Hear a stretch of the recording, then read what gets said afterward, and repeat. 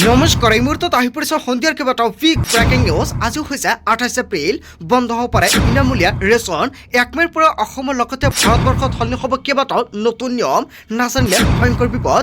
Ration card থাকিলে ration কাৰ্ডৰ চাউল, চেনি, দালি আৰু নিমখ আপুনি নাপাব। অৰুণোদয়ৰ প্ৰতিজন হিতাধিকাৰীৰ বেংক একাউণ্টত 1250 টকাৰ পৰিৱৰ্তে 3000 টকা সোমাব। অৰুণোদয় আঁচনি টকা বৃদ্ধি কৰা হৈছে। কিমান তাৰিখত অৰুণোদয় আঁচনি টকা সোমাব একাউণ্টত? যদি আপুনি চৰকাৰী কৰৰ বাবে জিঅ'ডিং কৰিছে, চৰকাৰী কৰৰ প্ৰথম কিস্তি টকা ৰিলিজ কৰা হ'ব সকলোৰে বেংক একাউণ্টত। কেৱল এয়াই নহয়, আত্মসহায়ক প্ৰতিজন মহিলা বেংক একাউণ্টত 25,000 টকা সোমাব। যদি আপুনি 10,000 টকাৰ চেক পাইছে তেন্তে ভাল খবৰ। PM কিষাণৰ প্ৰতিজন হিতাধিকাৰী একাউণ্টত 23 কিস্তি টকা ৰিলিজ কৰা হ'ব। লগতে কেইবাটাও ৰাজনৈতিক খবৰৰ লগতে অৰাজনৈতিক খবৰ যুগুত কৰা হৈছে আজিৰ দিনটোত। গোটেই অসম তথা ভাৰতৰ বিভিন্ন প্ৰান্তৰ পৰা যুগুত কৰা হৈছে কেইবাটাও ডাঙৰ খবৰ। এনেবোৰ খবৰ নিতৌ পাই থাকিবলৈ চেনেলটি ছাবস্ক্ৰাইব কৰি ভিডিঅ'টোত এটা লাইক কৰিবলৈ নাপাহৰিব। আজিৰ আমাৰ প্ৰথম খুবেই গুৰুত্বপূৰ্ণ খবৰ হৈছে অসমবাসীৰ বাবে এটা ডাঙৰ খবৰ। বন্ধ হ'ব পাৰে লাখ লাখ লোকৰ বিনামূলীয়াকৈ ৰেচন। যদি আপোনাৰ ৰেচন কাৰ্ড আছে 1 মে'ৰ পৰা 10 মে'ৰ ভিতৰতে কৰিব লাগিব এই দুটা গুৰুত্বপূৰ্ণ কাম। অন্যথাই ৰেচন কাৰ্ড থাকিলেও আপোনাৰ ৰেচন কাৰ্ডৰ পৰা নাম কৰ্তন কৰা হ'ব বা আপোনাৰ ৰেচন কাৰ্ড বাতিল হ'ব পাৰে। দেশৰ কোটি কোটি ৰেচন কাৰ্ডৰ হিতাধিকাৰীলৈ জৰুৰী নিৰ্দেশনা জাৰি কৰিছে কেন্দ্ৰ চৰকাৰে। ই-কেৱাইচি নকৰিলে বন্ধ হ'ব পাৰে আপোনাৰ বিনামূলীয়াকৈ ৰেচন। যদি আপোনাৰ ৰেচন কাৰ্ড আছে আপুনি ই-কেৱাইচি কৰিলে নাই, যদি আপুনি ই-কেৱাইচি কৰা নাই তেনে ক্ষেত্ৰত আপুনি বিনামূলীয়া ৰেচন নাপাব। লগতে কোনে বিনামূলীয়া ৰেচন পাবলৈ হ'লে ই-কেৱাইচি কৰিব লাগিব। ৰেচন কাৰ্ডৰ ই-কেৱাইচি সম্পূৰ্ণ নকৰিলে বঞ্চিত হ'ব বিনামূলীয়া ৰেচনৰ পৰা।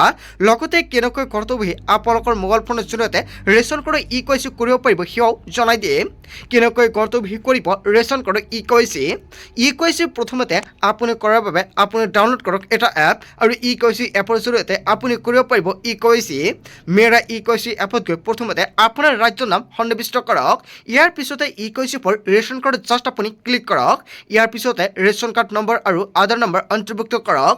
ইয়াৰ পিছত পৰীক্ষণৰ বাবে আধাৰ লিংক কৰা ফোন নম্বৰত আহিব OTP অহাৰ পাছতে আপোনাৰ সকলো পৰিচয় এড কৰিব লাগিব ৱেবছাইটত।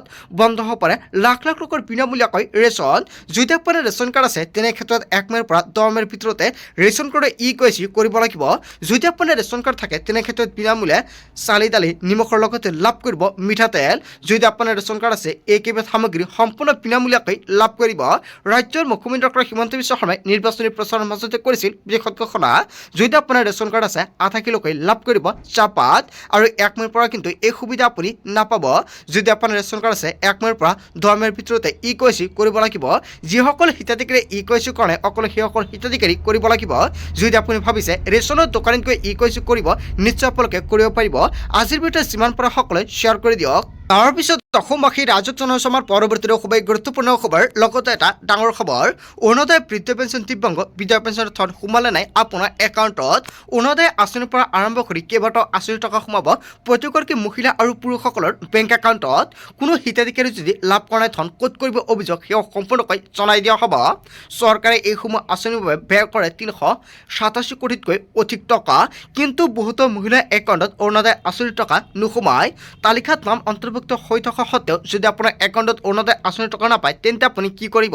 চৰকাৰে মুকলি কৰিছে হেল্পলাইন নম্বৰ। লিখি লওক এইটো হেল্পলাইন নম্বৰ 036122370054।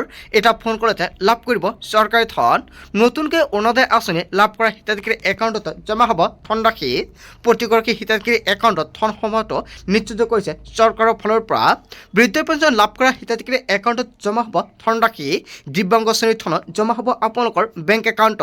DBT যোগে হিতাধিকাৰী লাভ কৰিব এই ধনৰাশি।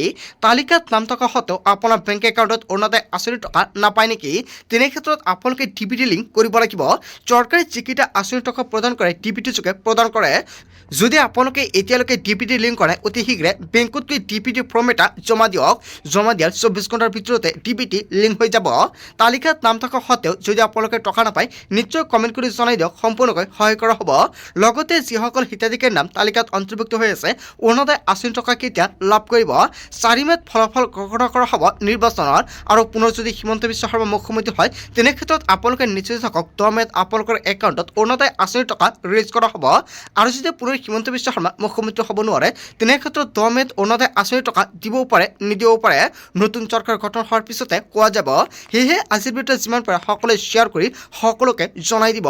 তাৰপিছত অসমবাসী ৰাজ্যক জনাইছোঁ আমাৰ পৰৱৰ্তী খুবেই গুৰুত্বপূৰ্ণ খবৰ লগতে এটা ডাঙৰ খবৰ এক্টিভ কৰি ৰাখক আপোনাৰ বেংক একাউণ্ট যিকোনো মুহূৰ্তত আনুষ্ঠানিকভাৱে দিন ঘোষণা কৰাৰ সম্ভাৱনা দেশৰ কোটি কোটি কৃষকৰ একাউণ্টত 23 কিস্তি টকা ৰিলিজ কৰিব চৰকাৰে PM কিষাণৰ টকা বৃদ্ধি কৰা হৈছে বছৰি 6,000 টকাৰ পৰিৱৰ্তে 11,000 টকালৈ বৃদ্ধি কৰিছে কেন্দ্ৰ চৰকাৰৰ ফালৰ পৰা চৰকাৰে ধন বিতৰণৰ বাবে সাজু কৰিছে তালিকা শীঘ্ৰে কৰি লওক এইকেইটা গুৰুত্বপূৰ্ণ কাম অন্যথা বঞ্চিত হ'ব ধন লাভৰ পৰা PM কিষাণৰ ৱেবছাইটত কৃষকসকলক কৈছে যদি কোনো কৃষক ইগষ্টি নকৰে PM কিষাণৰ টকা জমা নহ'ব একাউণ্টত তালিকাত নাম আছে নে নাই চাবলৈ মুকলি কৰা হৈছে ৱেবছাইট অফিচিয়েল ৱেবছাইটৰ ফাৰ্মাৰ কৰ্ণাৰত প্ৰৱেশ কৰক বেনিফিচিয়াৰী লিষ্টত গৈ চাব পাৰিব নিজৰ নাম হিতাধিকাৰীৰ বাবে মুকলি কৰা হৈছে টোল ফ্ৰী নম্বৰ যিকোনো সমস্যা হ'লে দিব পাৰিব অভিযোগ ছেভ কৰি লওক অন 5526 নম্বৰ অথবা অন 8000115526 আৰু আনটো নম্বৰ হৈছে 01123381092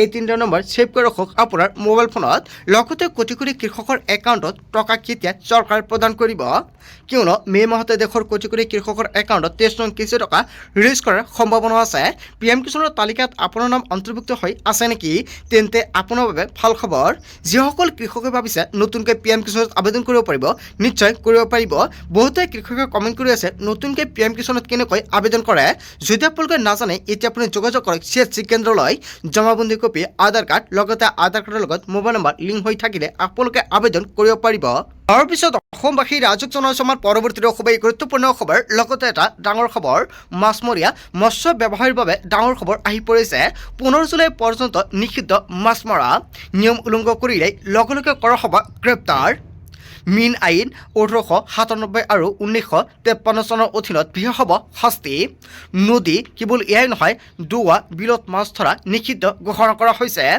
7 পৰা 14 চেণ্টিমিটাৰতকৈ সৰু গড়ৰ জাল মৰা সম্পূৰ্ণ নিষিদ্ধ ঘোষণা কৰা হৈছে আৰু 1 চেণ্টিমিটাৰতকৈ কম গড়ৰ জাল মৰা বছৰজোৰা নিষিদ্ধ ঘোষণা মাছৰ প্ৰজননৰ প্ৰতি লক্ষ্য ৰাখি এই সিদ্ধান্ত গ্ৰহণ কৰিছে বৰপেটা জিলা প্ৰশাসনে জাৰি কৰিলে নিৰ্দেশনা মাছমৰীয়া আৰু মৎস্য ব্যৱসায়ীৰ বাবে ডাঙৰ খবৰ আহি পৰিছে তাৰ পিছত অসমবাসী ৰাজ্যক জনাইছোঁ আমাৰ পৰৱৰ্তী খুবেই গুৰুত্বপূৰ্ণ খবৰ লগতে এটা ডাঙৰ খবৰ কংগ্ৰেছ দলৰ গাদ্দাৰ বুলি নিলম্বন কৰা নিৰ্দেশনা বাতিল এটা বিগ ব্ৰেকিং নিউজ আহি পৰিছে 45 জনকৈ নেতাকৰ্মীক একেলগে কৰা হৈছিল নিলম্বন 6 বছৰৰ বাবে নিলম্বনৰ দিয়া হৈছিল নিৰ্দেশ ধুবুৰী জিলা সভানেত্ৰী নিৰ্দেশনক অবৈধ ঘোষণা কৰিছে APCCৰ ফালৰ পৰা গাদ্দাৰে কেৱল বিজেপিতে নহয় কংগ্ৰেছতো জোকাৰণিৰ সৃষ্টি কৰিছে ধুবুৰীত বিগত সপ্তাহত কংগ্ৰেছে বিচাৰি উলিয়াইছিল 45 গাদ্দাৰ আৰু 6 বছৰৰ বাবে নিলম্বন কৰিছিল 45 জন নেতাক সোমবাৰে এনেকুৱাকৈ বৃহৎ সিদ্ধান্ত গ্ৰহণ কৰিছিল আৰু ইয়াৰ পিছতে প্ৰতিক্ৰিয়া প্ৰকাশ কৰা হৈছে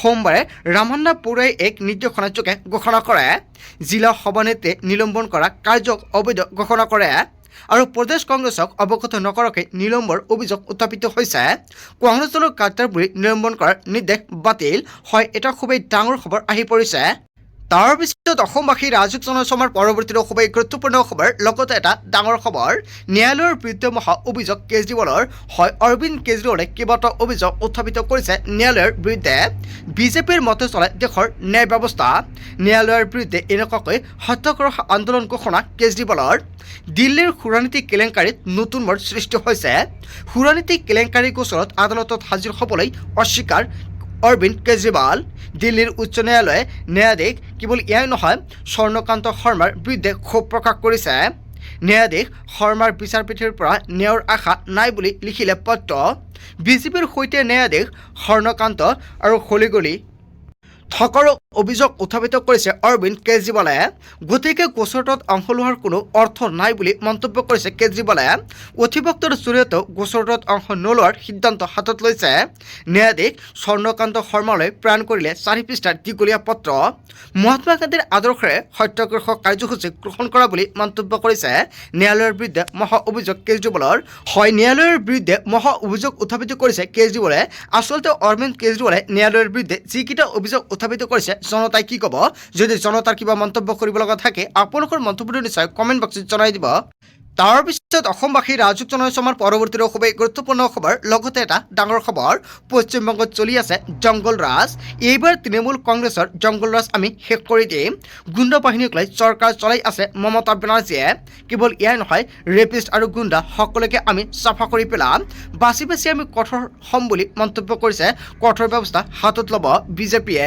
পশ্চিমবংগৰ জনতাই আৰু ভয় কৰাৰ প্ৰয়োজন নাই 4 মেৰ পিছত সকলো পৰিৱৰ্তন হ'ব ভয়ৰ পৰা মুক্ত হ'ব পশ্চিমবংগ হুংকাৰ প্ৰধানমন্ত্ৰী নৰেন্দ্ৰ মোদীৰ বন্ধু বান্ধৱীসকল গোটেই অসম তথা ভাৰতৰ বিভিন্ন প্ৰান্তৰ পৰা যুগত হৈছে কেইবাটাও ডাঙৰ খবৰ এনেবোৰ খবৰ নিতেও পাই থাকিবলৈ চেনেলটি ছাবস্ক্ৰাইব কৰি ভিডিঅ'ত এটা লাইক কৰিবলৈ নাপাহৰিব চ' থেংক ইউ ফৰ ৱাচিং ফুল ভিডিঅ'